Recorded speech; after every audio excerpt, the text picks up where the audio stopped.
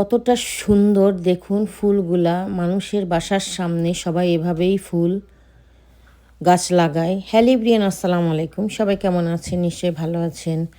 আপনারা সবাই জানেন যে আমি নতুন বাসায় এসেছি।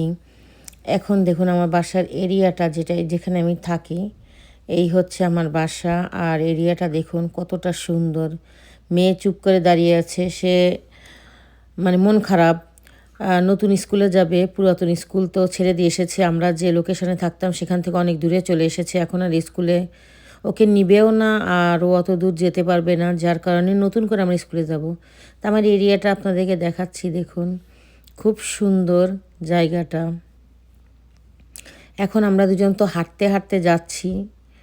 আর সবাই হয়তো কম বেশি জানেন এদেশের বিদেশিরা কুকুর বেশি পালন করে, যার কারণে আমিও কিন্তু বিড়াল পালন করি, সবাই জানে। দেখুন কি সুন্দর ফুল গাছ মানুষের বাসার সামনে, কত সুন্দর করে দেখুন ফুল গাছ। আমাদের দেশে এই ফুল আছে, ওরাও লাগিয়েছে। দেখুন দেখতে কতটা সুন্দর, মনে হচ্ছে না যে আমি আমেরিকার, বাংলাদেশে, কারণ বাংলাদেশে এই ফুলগুলো আছে।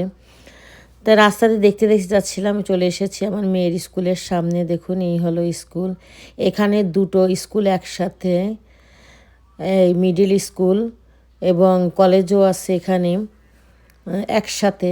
তো আমার মেয়ে ওখানে, আমরা যাচ্ছি, যাওয়ার পরে কথাবার্তা বলবো সেখানে। তো আমরা এসে গেছি। দেখুন স্কুলের দুইটা সাইডে দুইটাই, এই একটার নাম আর পাশে আর একটা, এই যে দুইটা স্কুল, দুইটা আলাদা আলাদা কিন্তু একই বিল্ডিংয়ে নিচেই। এখন আমি আর আমার মেয়ে দাঁড়িয়েছি। এখানে এক বাঙালি ভাইয়া ছিল, যার সাথে আমি কথা বললাম। তারপর অফিস রুমে আসলাম, কথাবার্তা বলার পরে যেমন মেয়েরই পেপার দিছে, এখন পেপার নিয়ে আমরা বাসায় চলে যাব। কালকে এই পেপার পূরণ করে নিয়ে আসতে বলছে। তা মেয়ে আর আমি বের হয়ে চলে যাচ্ছি বাসায়। তারপরে ওরা যে মাঠে খেলাধুলা করে, এখন স্টুডেন্টরা খেলাধুলা করতেছে মাঠে, মনে হয় কোনো প্রোগ্রাম আছে, যার কারণে এখন স্কুলের টাইমেই খেলাধুলা করতেছে। এই হলো খেলাধুলার করার মাঠ।